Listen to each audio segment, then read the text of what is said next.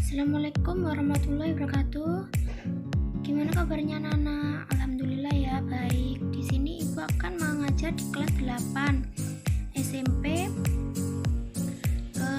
Di sini Ibu akan menjelaskan mengenai materinya jiwa lebih tenang dengan banyak melakukan sujud. Next, dari bab 5 yaitu sujud syukur. Yang pertama, sujud syukur itu apa sih? Sujud syukur ialah sujud yang dilakukan ketika seseorang memperoleh kenikmatan dari Allah SWT atau terhindar dari bahaya. Selanjutnya yaitu dalil nakli dasar hukum sujud syukur. Bismillahirrahmanirrahim. An Abi Bakrata annan Nabiyyi Rasulullah alaihi wasallam kana idza atahu amru yasuruhu aw yusra bihi kharra wajida syukra lillah. Artinya dari Abu Bakrah bahwa sesungguhnya Nabi Muhammad SAW apabila datang kepadanya sesuatu yang menggembirakan atau suka, beliau langsung sujud untuk berterima kasih kepada Allah Subhanahu wa taala. Hadis riwayat Abu Daud dan At-Tirmidzi. Selanjutnya yaitu sebab-sebab melakukan sujud syukur. Sebab-sebab melakukan sujud syukur yaitu ada dua ya. Ibu jelaskan, yaitu yang pertama mendapatkan nikmat dari Allah Subhanahu wa taala. Yang kedua terhindar dari bahaya kesusahan yang besar.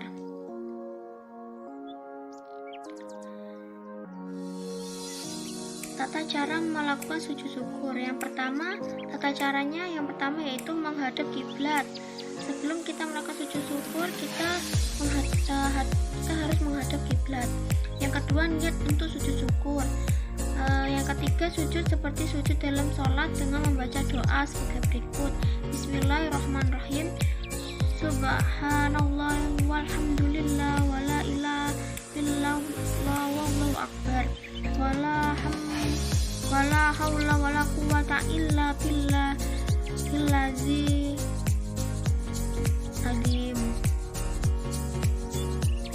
Artinya, maha suci Allah dan segala puji bagi Allah, tiada Tuhan selain Allah. Allah maha besar dan tiada kekuatan serta daya upaya kecuali atas izin Allah yang maha tinggi dan maha agung.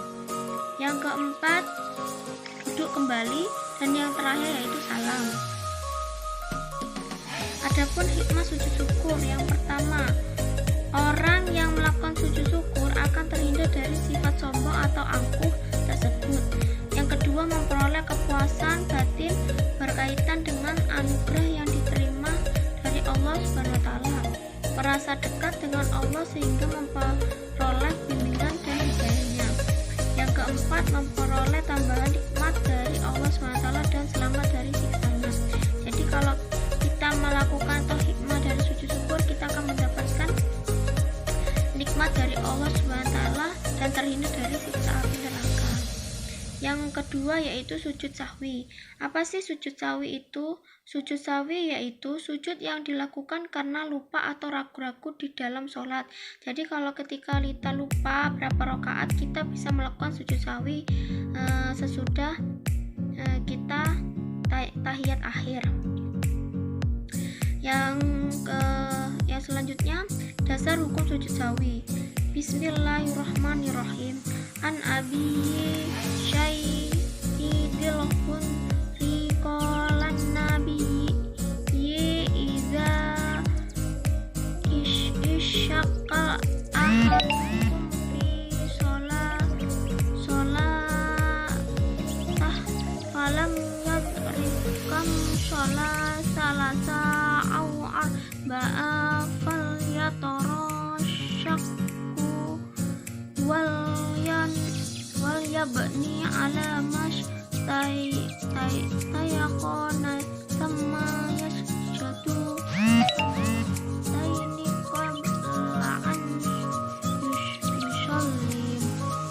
Artinya, dari Abu Syaid Al-Khudri, Nabi SAW bersabda, apabila salah seorang di antara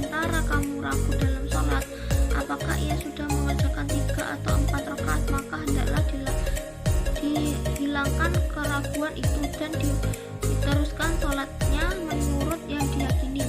Kemudian hendaklah sujud 2 kali sebelum salam. Hadis riwayat Ahmad dan Muslim. Sekarang adalah sebab-sebab sujud sahwi. Apa aja sih sebab-sebab sujud sahwi? Yang pertama, lupa meninggalkan salah satu rukun sholat seperti lupa melakukan rukuk atau i'tidal atau sujud. Yang kedua, lupa atau ragu jumlah rakaat. Yang ketiga, lupa membaca doa kunut bagi yang membiasakan kunut.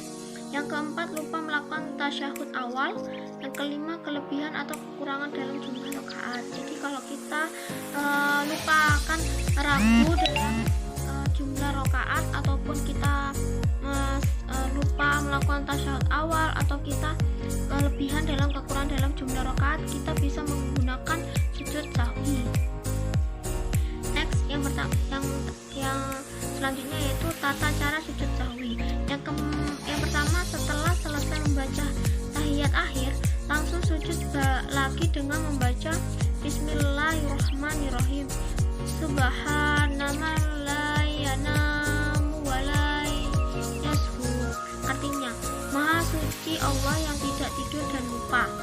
Yang kedua, bangun dari sujud disertai dengan mengucapkan takbir. Yang ketiga, kemudian duduk sebentar lalu takbir dan dilanjutkan sujud lagi dengan doa yang sama dengan sujud pertama. Yang keempat yaitu duduk kembali dan diakhiri dengan salam. Hikmah melakukan sujud sahwi. Hikmahnya yaitu manusia tidak boleh berperilaku sombong, angkuh, karena manusia adalah tempat salah dan lupa. Yang ketiga, kita diajarkan untuk bisa memahami bahwa orang lain juga bisa salah. Yang ketiga, jika orang tersebut mengakui kesalahannya dan minta maaf, maka sebagai umat Islam diajarkan untuk segera memberi maaf. Yang ketiga yaitu pengertian sujud tilawah. Apa sih sujud tilawah itu? Sujud tilawah yang dilakukan karena membaca ayat-ayat sajdah dalam Al-Quran ketika sholat maupun di luar sholat, baik pada saat membaca atau menghafal sendiri atau pada saat mendengarkannya. Dasar hukum sujud tilawah. Bismillahirrahmanirrahim. An-Ibni Umar an-Nabiyyi kana yaqra'a alaina al-Qur'ana fa idza marra bis sajdati kabbara wa sajada ma'ah. Artinya, dari Ibnu Umar, sesungguhnya Nabi Shallallahu Alaihi Wasallam pernah membaca Al-Quran di depan kami. Ketika membacaannya sampai pada ayat sajdah, beliau takbir lalu sujud, maka kami sujud bersama beliau. Hadis riwayat Tirmizi. Adapun sebab-sebab sujud tilawah, yaitu sujud tilawah dilakukan karena pada saat membaca atau mendengarkan bacaan Al-Quran menemukan ayat-ayat sajdah baik pada saat sholat maupun di luar sholat.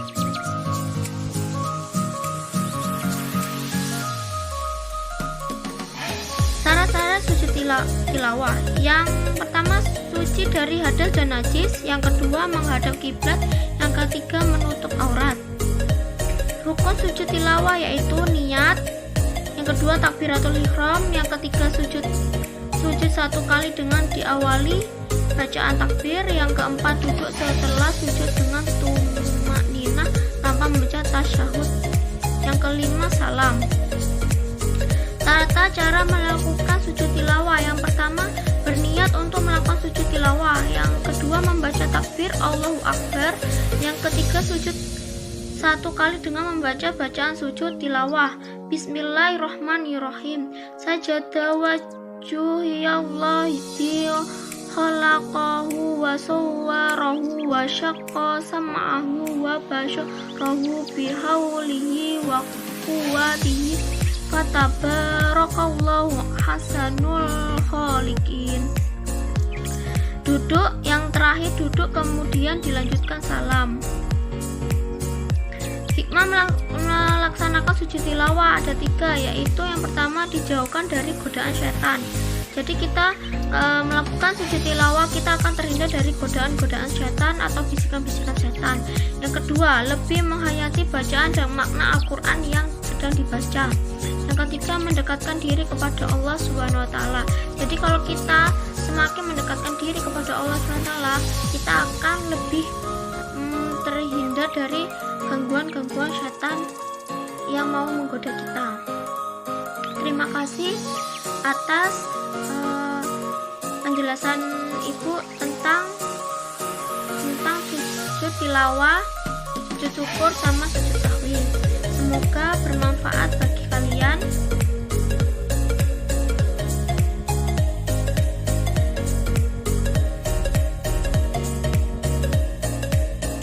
Semoga bermanfaat buat kalian. Terima kasih. Wassalamualaikum warahmatullahi wabarakatuh.